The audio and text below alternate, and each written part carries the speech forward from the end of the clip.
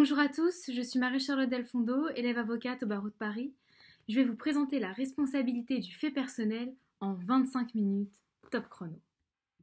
Nous allons commencer par une introduction très brève. Mais avant de réfléchir aux conditions de la responsabilité du fait personnel, stop! La première chose auquel vous devez penser lorsque vous souhaitez engager la responsabilité de quelqu'un est: est-ce qu'il y a un contrat entre la victime et l'auteur de la faute? On parle du principe du non-cumul ou du principe de non-option. Si la responsabilité contractuelle peut être engagée, alors la responsabilité délictuelle est inapplicable. Deux articles fondent la responsabilité du fait personnel. Le premier article, c'est l'article 1240 du Code civil, ancien article 1382, le fameux. Tout fait quelconque de l'homme qui cause à autrui un dommage oblige celui par la faute duquel il est arrivé à le réparer. Et l'article 1241 du Code civil, chacun est responsable du dommage qu'il a causé, non seulement par son fait, mais encore par sa négligence ou son imprudence. Découlent de ces deux articles trois conditions. La première condition, c'est un dommage. Contrairement à la responsabilité pénale qui peut être engagée sans dommage, le dommage est une condition de la responsabilité civile. La deuxième condition est la preuve d'une faute. C'est d'ailleurs pour cela que l'on appelle la responsabilité du fait personnel la responsabilité pour faute. Par exemple, frapper une personne est une faute. La troisième condition est un lien de causalité. Le lien de causalité entre le dommage et la faute. Par exemple, le bras de la victime a été cassé à cause de la frappe. Nous allons étudier successivement ces trois conditions: le dommage, la faute et le lien de causalité. Petit 1, le dommage. Tout le préjudice, mais rien que le préjudice. Cette citation est très célèbre. Elle signifie qu'il ne faut pas s'enrichir. Il faut juste revenir à la situation avant le dommage. Même si la plupart du temps, il n'y aura malheureusement pas de réparation en nature, mais seulement une indemnité pour compenser une amputation par exemple, ou la perte d'un proche. Il faut bien faire la distinction entre le dommage et le préjudice. Le dommage est l'atteinte même, c'est-à-dire la lésion subie, alors que le préjudice est quant à lui la traduction juridique de cette lésion. Nous allons commencer par un petit a, catégorie de dommages réparables, selon la nomenclature d'un TIAC, puis nous verrons en petit b les caractéristiques du dommage. Il existe deux catégories de dommages réparables pour la victime directe. Nous aborderons le cas de la victime indirecte dans une autre vidéo. La première catégorie de dommages réparables, ce sont les préjudices patrimoniaux. C'est l'atteinte au patrimoine d'une personne. Je vous ai mis une petite tirelire pour vous en souvenir. La seconde catégorie, ce sont les préjudices extra-patrimoniaux. Il s'agit de l'atteinte à l'intégrité physique d'une personne. Et là, je vous ai mis un petit stéthoscope pour vous en souvenir. Il ne faut pas retenir par cœur toute la nomenclature, rassurez-vous, mais comprendre son fonctionnement est important. Voici tous les postes de préjudice pour la catégorie des préjudices patrimoniaux. Nous notons qu'il y a une distinction entre avant consolidation, on parle de préjudices patrimoniaux temporaires, et après consolidation, on parle de préjudices patrimoniaux permanents. La consolidation est le moment où les lésions se sont fixées et sont permanentes. C'est à ce moment-là qu'il devient possible d'expertiser le dommage. À partir de la consolidation, les besoins de la victime auront en quelque sorte stagné pour l'avenir. Dans les préjudices patrimoniaux, avant consolidation, il y a les dépenses de santé actuelles, qui sont les frais hospitaliers, les frais médicaux, les frais pharmaceutiques. Mais il y a également la perte de gains professionnels qui représente le préjudice économique subi par la victime. On note aussi l'assistance temporaire tierce personne, qui est le coût de la présence nécessaire d'une personne pour assister la victime au quotidien. Et pour terminer, les frais divers sont tous les autres frais, tels que la garde d'enfants ou les frais de transport pour aller chez le kiné. Les préjudices patrimoniaux après consolidation, dits permanents, sont nombreux. Il y a les dépenses de santé futures, étant donné que l'on parle de frais futurs, ce sont bien entendu les frais prévisibles. par exemple les soins périodiques ou appareillages spécifiques, comme les prothèses à changer tous les 5 ans. Il y a les frais de logement adaptés et les frais de véhicule adaptés. Ce sont cette fois-ci les frais engagés pour bénéficier d'un habitat ou d'un véhicule en adéquation avec son handicap après la consolidation de la personne. Les frais d'assistance tierce personne représentent le coût pour la victime de la présence nécessaire d'une personne à ses côtés pour l'assister dans les actes de la vie quotidienne, comme la toilette ou l'habillage. Ensuite, la perte de gains professionnels et la perte ou la diminution de revenus professionnels, tout simplement. L'incidence professionnelle est plus subtile. Elle se traduit par la dévalorisation sur le marché du travail d'une personne, et également les frais de reclassement ou les frais de formation pour se réadapter. Pour terminer, le préjudice scolaire est l'indemnisation suite à la modification d'orientation ou parfois même à la renonciation des études. Dans un second temps, nous allons étudier les préjudices extra-patrimoniaux tout en distinguant les préjudices extra-patrimoniaux avant consolidation, dits temporaires, et les préjudices extra-patrimoniaux après consolidation, dits permanents.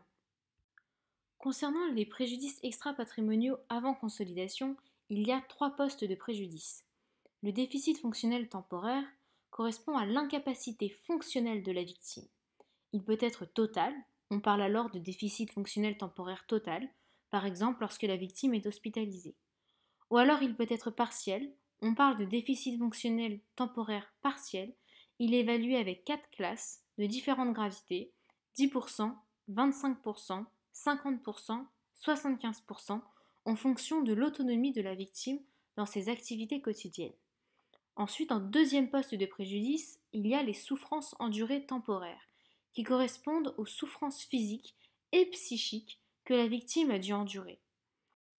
En troisième poste de préjudice, il y a le préjudice esthétique temporaire, qui correspond à l'altération temporaire de l'apparence physique de la victime, par exemple une cicatrice, ou tout simplement des béquilles ou une attelle. Les préjudices extra-patrimoniaux après consolidation, cette fois-ci, sont plus nombreux. Tout d'abord, le déficit fonctionnel permanent correspond à l'incapacité fonctionnelle permanente de la victime. Elle sera évaluée en pourcentage. Par exemple, l'amputation d'un doigt correspond à un pourcentage d'environ 2% à 5%. Les souffrances endurées permanentes visent à indemniser les souffrances permanentes physiques et psychiques subies par la victime.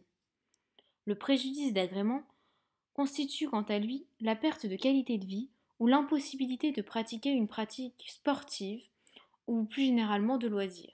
Il est souvent retenu par exemple pour l'impossibilité de pratiquer du tennis. Concernant le poste d'incidence professionnelle, il correspond à la pénibilité de l'emploi depuis l'accident, par exemple la douleur pour se baisser alors que la personne est un déménageur, ou alors la nécessité d'abandonner sa profession constitue aussi une incidence professionnelle importante. Ensuite, le préjudice esthétique permanent, c'est la conséquence définitive de l'altération de l'apparence physique de la victime, comme une cicatrice par exemple. Le préjudice sexuel est de 3 types. La difficulté ou l'impossibilité de procréer, le préjudice lié à l'acte sexuel lui-même, comme la perte de libido, ou le préjudice morphologique lié à l'atteinte aux organes sexuels. Le préjudice d'établissement correspond à la perte de chance de réaliser un projet de vie familiale, autrement dit, la perte de chance de se marier et de fonder une famille. Et enfin, pour terminer, le préjudice permanent exceptionnel, ce sont des préjudices qui prennent une résonance toute particulière, soit en raison de la nature des victimes, soit en raison des circonstances ou de la nature de l'accident à l'origine du dommage, par exemple des attentats ou un crash aérien. Je vous propose un petit quiz pour mettre toutes ces informations en pratique. L'objectif est de comprendre la démarche intellectuelle à adopter. Par exemple, une cicatrice sur le front. Est-ce que c'est un préjudice patrimonial, donc une atteinte au patrimoine, ou extra-patrimonial, une atteinte à l'intégrité physique? Vous l'aurez compris, il s'agit d'un préjudice extra-patrimonial. Après, il faut se poser la question s'il est avant consolidation ou après consolidation, ou s'il est inclus dans les deux. Oui, on peut considérer qu'il est avant consolidation, dans la mesure où il est juste après l'accident. Il s'agit donc d'un préjudice esthétique temporaire. Mais il est également après consolidation, car dans le futur, il y a aussi la cicatrice. Donc il y a aussi un préjudice esthétique permanent. Si je vous demande de qualifier le préjudice de l'impossibilité définitive de faire du tennis depuis l'accident, vous devez d'abord vous demander, est-ce un préjudice patrimonial ou extra-patrimonial? Dans ce cas, il s'agit d'un préjudice extra-patrimonial. Ensuite, il faut toujours vous demander s'il s'agit d'un préjudice après consolidation ou avant consolidation. Après consolidation, c'est assez intuitif. Il s'agit d'un préjudice d'agrément, comme nous l'avons vu précédemment. Avant consolidation, c'est plus compliqué car la nomenclature d'un TIAC n'est pas symétrique. Le préjudice d'agrément est en réalité inclus dans les déficits fonctionnels temporaires. Donc si vous avez une impossibilité de faire du tennis avant la consolidation, il s'agit du déficit fonctionnel temporaire. Concernant le licenciement causé par le handicap, il faut bien différencier le préjudice patrimonial qui consiste à la perte de gain. Dans ces cas-là, il y aura de la perte de gain avant consolidation mais aussi après consolidation. Et le préjudice extra-patrimonial qui est l'incidence professionnelle. Par exemple, les frais de reclassement, les frais de formation. Si un jeune apprenti garagiste subit une amputation de la main et qu'il doit changer d'orientation ses études, alors il subit un préjudice scolaire, c'est-à-dire la réparation de la perte d'année d'études qu'il a faite, mais aussi les frais d'une nouvelle formation. Une fois que vous avez étudié si le dommage rentre dans une catégorie de dommages réparables, il faut vérifier ses caractéristiques. Le dommage doit être direct, certain et légitime. Tout d'abord, direct. Le préjudice doit résulter du fait dommageable. En principe, le préjudice est immédiat, en ce sens qu'il atteint la victime dans sa personne ou dans ses biens, sans intermédiaire. On parle de victime directe. Par exemple, une personne blessée ou tuée dans un accident subit un dommage immédiat. Parfois, le préjudice est médiat ou par ricochet. On parle de victime indirecte lorsqu'il est la conséquence d'un préjudice immédiat frappant une première personne. Par exemple, du fait des blessures ou du décès d'une personne, victime directe, ses proches, victimes indirectes, vont éprouver un dommage médiat, matériel ou moral. Ensuite, le préjudice doit être certain, c'est-à-dire qu'il ne doit pas être éventuel. Il peut être actuel ou futur dès lors qu'il est certain. La difficulté est la perte de chance qui est à mi-chemin entre le dommage certain indemnisable et le dommage incertain non indemnisable. C'est la privation d'une probabilité raisonnable de la survenance d'un événement. Par exemple, la perte de chance de refuser une opération suite à un manquement à l'obligation d'information. C'est-à-dire qu'une victime a subi une opération qui s'est très mal passée et elle n'avait pas été avertie des risques car le médecin a manqué à l'obligation d'information. Il faut alors se poser la question de savoir si la victime aurait refusé cette opération en connaissant tous les risques. Si la victime aurait refusé l'opération, alors elle a perdu une chance de ne pas être opérée et de ne pas subir tous les dommages liés à cette opération. Ensuite, il faut vérifier la troisième condition, qui est le dommage légitime. La victime doit être dans une situation conforme à la loi. Par exemple, la perte de rémunération provenant d'un travail non déclaré n'est pas indemnisable. Une fois que toutes ces conditions sont remplies, alors le dommage a un caractère réparable. Je voudrais faire un dernier point sur la question que l'on se pose, est-ce que la victime doit minimiser son dommage? Non, il n'y a aucune obligation de minimiser son dommage. Nul ne peut être contraint, hors les cas prévus par la loi, de subir une intervention chirurgicale, comme l'a affirmé la Cour de cassation le 19 mars 1997. Par conséquent, les juges refusent d'assimiler à une faute l'absence de minimisation du dommage de la victime. Ainsi, il n'y aura pas de diminution de l'indemnisation de la victime, même si elle refuse de minimiser son dommage. Maintenant que nous avons vu la condition de dommage, qui est la première condition pour engager la responsabilité du fait personnel, il faut étudier la deuxième condition, la faute. La responsabilité du fait personnel est fondée sur la faute. C'est pour cela que l'on parle de la responsabilité pour faute. La charge de la preuve de la faute incombe à la victime, qui peut rapporter la preuve par tout moyen, car c'est un fait juridique. Traditionnellement, la faute est un élément subjectif et un élément objectif. Mais au fil des années, l'élément subjectif a disparu. Nous allons étudier d'abord l'élément subjectif, puis l'élément objectif. Tout d'abord, l'élément subjectif. Il tient à la capacité de l'auteur à comprendre son acte. Comme je viens de vous l'expliquer, il a disparu. Deux exemples sont très parlants. Avant, il était impossible d'engager la responsabilité d'un mineur car les enfants qui ne sont pas dotés de discernement ne devraient pas avoir à répondre de leurs actes. Dans un célèbre arrêt, Le Maire, en assemblée plénière 1984, il y avait eu des travaux d'électricité faits par un ouvrier. Puis un enfant est mort électrocuté après avoir essayé de changer une ampoule. Il y avait eu un partage de responsabilités avec d'un côté l'ouvrier qui n'a pas bien effectué les travaux et de l'autre la responsabilité de l'enfant qui aurait dû couper l'électricité avant de changer une ampoule. Donc l'enfant peut commettre une faute.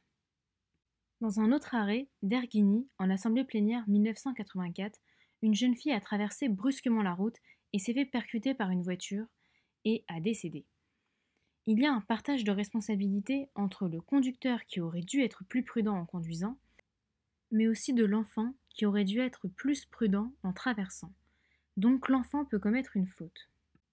Aujourd'hui, il est donc possible d'engager la responsabilité d'un mineur du fait de sa faute. Avant, il était aussi impossible d'engager la responsabilité d'un aliéné mental. Puis la loi de 1968 a intégré l'article 414-3 du Code civil. Celui qui a causé un dommage à autrui alors qu'il était sous l'empire d'un trouble mental n'en est pas moins obligé à réparation. Donc les juges prennent le modèle de la même personne, mais non atteinte d'une telle pathologie. La jurisprudence a adopté une définition objective de la faute. On peut être fautif sans pour autant avoir conscience de la portée de son acte. L'élément objectif consiste dans la violation d'une norme ou d'un devoir préexistant. La faute peut avoir deux formes. Tout d'abord, la faute par commission. C'est un acte positif du responsable qui méconnaît une règle de conduite imposée par une obligation préalable. Par exemple, dépasser la vitesse autorisée ou frapper quelqu'un. A l'inverse, il existe aussi des fautes par abstention, lorsqu'une personne s'abstient à prendre les mesures pour éviter que le dommage se réalise. Par exemple, manque de prudence, vigilance ou manque de surveillance. Il existe plusieurs sources d'illécéité. Tout d'abord, les normes juridiques résultant d'un texte écrit, loi, règlement, etc. Mais aussi la non-conformité du comportement à celui normalement attendu, le modèle de référence. C'est celui de l'homme raisonnable placé dans les mêmes circonstances de fait et exerçant la même activité. C'est l'appréciation in abstracto. Nous allons évoquer deux exemples très parlants. Tout d'abord, la faute d'un professionnel. Elle est appréciée par rapport au comportement qu'aurait eu un autre professionnel de la même spécialité. Concernant la faute d'un sportif, elle est appréciée par rapport au modèle du sportif raisonnable dans le cadre de son activité. Par exemple, un boxeur n'est pas fautif s'il porte des coups à son adversaire. Petite précision, le juge n'est jamais tenu par les décisions des arbitres. La troisième condition pour engager la responsabilité du fait personnel est celle du lien de causalité. Nous allons parler des objectifs. Tout d'abord, l'objectif pour la victime est de relier matériellement la faute au dommage subi pour être indemnisé. L'objectif pour le défendeur est d'écarter ou d'amoindrir le rapport de causalité qui remonte jusqu'à lui pour être exonéré. La plupart du temps, un accident ne relève pas d'une cause isolée et facilement décelable, mais d'une série de causes qui ont pu concourir à des degrés divers à la réalisation du dommage. C'est pour cela qu'il y a deux théories. Tout d'abord, la théorie de l'équivalence des conditions, une conception large de la causalité. Elle consiste à placer sur un même plan toutes les circonstances qui ont concouru à produire le dommage. Elles sont équivalentes et chacune est donc la cause du dommage. Cette théorie a le mérite de la simplicité. Mais le problème est que cette théorie reconnaît un rôle causal à des événements ayant un rapport très lointain avec le dommage. C'est par exemple le cas d'une personne qui a un retard de train et qui, une fois arrivée à la gare, subit un accident de voiture. On peut supposer que si la personne avait son train qui était arrivé à l'heure, n'aurait pas eu cet accident de voiture. Dans ces cas-là, le rapport est assez lointain entre le retard de train et l'accident de voiture. C'est donc ça le problème de la théorie de l'équivalence des conditions. A l'inverse, la théorie de la causalité adéquate a une conception plus étroite de la causalité. Elle invite à rechercher, parmi les multiples causes possibles du dommage, celle qui apparaît comme ayant conduit au dommage, la plus adaptée. Il est parfois difficile de savoir quand appliquer la théorie de l'équivalence des conditions et quand appliquer la théorie de la causalité adéquate. Mais une tendance de la jurisprudence se dégage. Lorsque l'on est dans la responsabilité pour faute, on applique l'équivalence des conditions, alors que lorsque l'on est dans la responsabilité sans faute, on applique la causalité adéquate. Pour vous en souvenir, j'ai remarqué qu'il y a seulement un A dans la responsabilité pour faute et dans l'équivalence des conditions, et il y a deux A dans la responsabilité sans faute et la causalité adéquate. La responsabilité du fait personnel est une responsabilité pour faute, donc la jurisprudence retient l'équivalence des conditions, comme l'a affirmé la Cour de cassation le 24 mai 1971. La difficulté du lien de causalité réside dans la preuve du lien de causalité. En principe, la victime demanderesse doit prouver le lien de causalité. Le lien de causalité est un fait juridique dont la preuve peut se faire par tout moyen. La difficulté, symbolisée par le logo du verrou, est que l'exigence juridique d'un lien de causalité direct et certain se heurte souvent à la relativité des connaissances scientifiques. Ainsi, pas de lien de causalité, pas d'indemnisation. Mais il y a une solution symbolisée par une clé. La jurisprudence a admis que la probabilité importante de causalité suffit dès lors que l'on invoque un faisceau d'indices grave, précis et concordant. Il y a donc une différence entre le lien de causalité juridique et le lien de causalité scientifique. Par exemple, il y a eu une difficulté à prouver le lien de causalité entre la vaccination contre l'hépatite B et la sclérose en plaques. Avant, la Cour de cassation refusait d'admettre le lien de causalité en raison de l'incertitude scientifique. Depuis 2008, elle a admis qu'il est possible de prouver le lien de causalité grâce aux présomptions, y compris dans un contexte d'incertitude scientifique, ce qui a permis d'indemniser les victimes. Par exception à l'obligation de la victime de prouver le lien de causalité, les tribunaux retiennent parfois des présomptions simples de causalité. Le but est de faciliter la tâche probatoire de la victime. Par exemple, une femme avait subi un préjudice du fait de l'administration de Distilbène par sa mère enceinte. Toutefois, la victime ne parvenait pas à prouver lequel des deux laboratoires avait commercialisé la molécule litigieuse. On parle ici de causalité alternative. Donc la victime ne pouvait pas avoir d'indemnisation. Et pourtant, la Cour de cassation a décidé que c'est au laboratoire de prouver qu'il n'était pas à l'origine du dommage. Ainsi, la victime pouvait être indemnisée même sans prouver elle-même le lien de causalité. Toutefois, il faut être prudent avec cet exemple.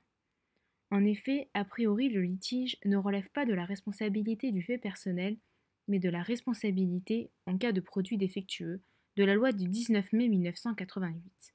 Mais le produit litigieux a été mis en place avant la loi, donc l'article 1282, devenu 1240, est applicable en l'espèce.